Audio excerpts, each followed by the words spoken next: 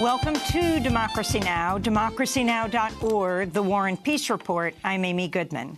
The Trump administration failed to meet a court-imposed deadline Tuesday to reunite all the children under the age of 5 immigration officials took from their parents at the border, then sent to jails and detention centers around the country.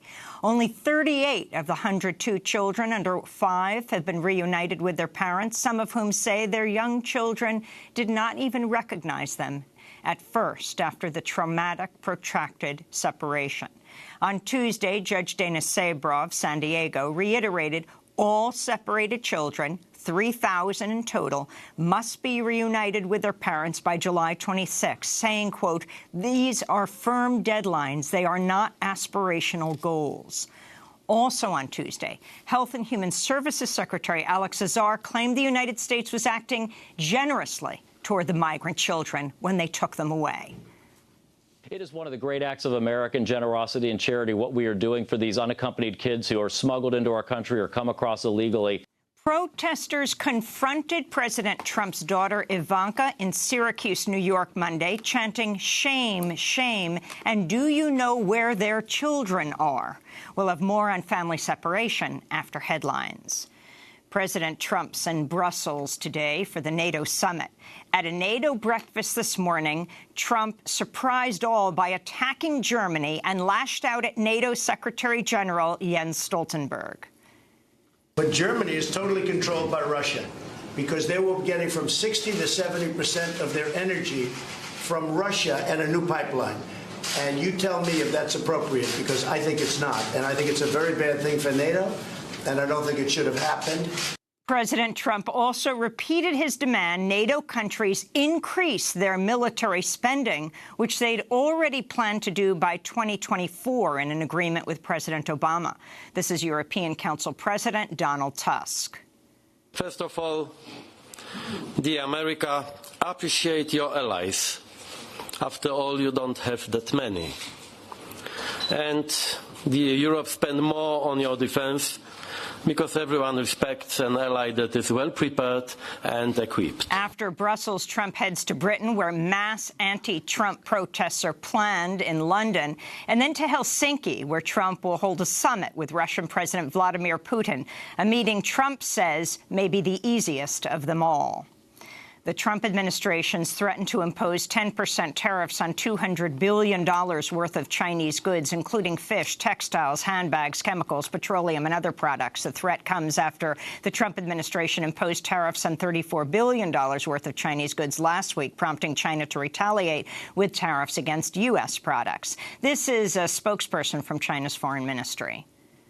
I would like to stress that the United States' behavior is typical trade bullying. China will definitely make the necessary counterattack and firmly protect our legitimate rights and interests. I would also like to say this is a fight between unilateralism and multilateralism, protectionism and free trade, might and rules. China stands in line with the international community on the correct side of history to protect the rules of the multilateral trade order together. The Trump administration's eliminating $26 million in funding for grassroots groups that help people sign up for health care through the Affordable Care Act.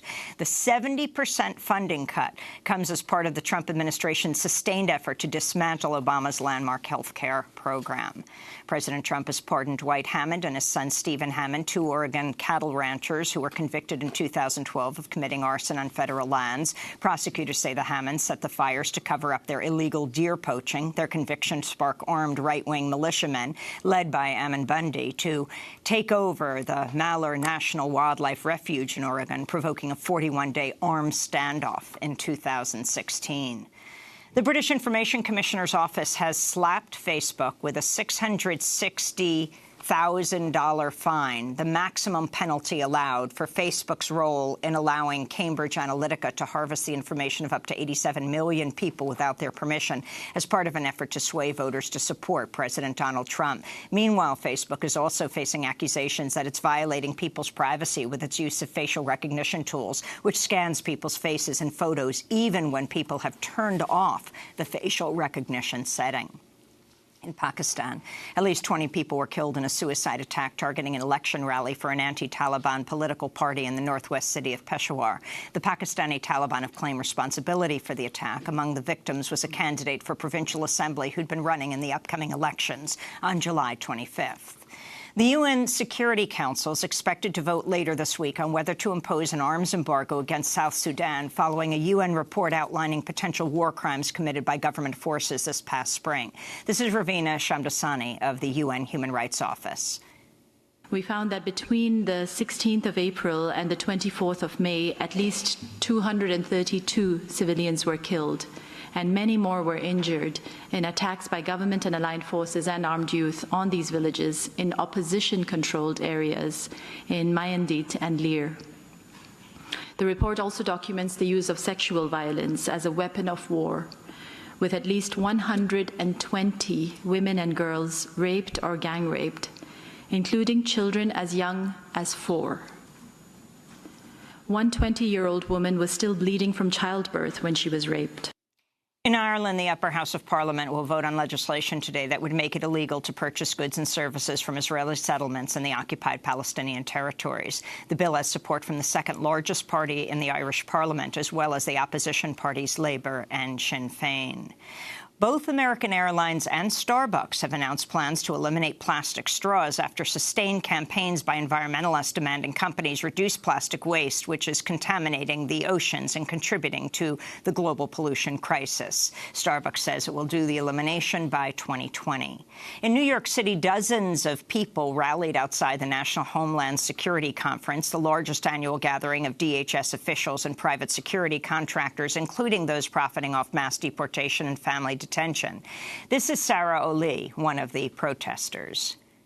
We are in New York City against the National Homeland Security Conference being here hosted in our city, and to call out Bill de Blasio for being a keynote speaker. He says that he supports our sanctuary city here in New York, but we know that the NYPD continues to collaborate with ICE and target non-citizens who are here in New York. And in Nevada, a pharmaceutical company has sued to stop tonight's scheduled execution of Scott Dozier, saying the Nevada Department of Corrections illegally obtained its drug midazolam and that the sedative is not approved for use in executions. Nevada officials plan to use an untested 3-drug cocktail, including midazolam and the painkiller fentanyl, which has never before been used in an execution in the United States.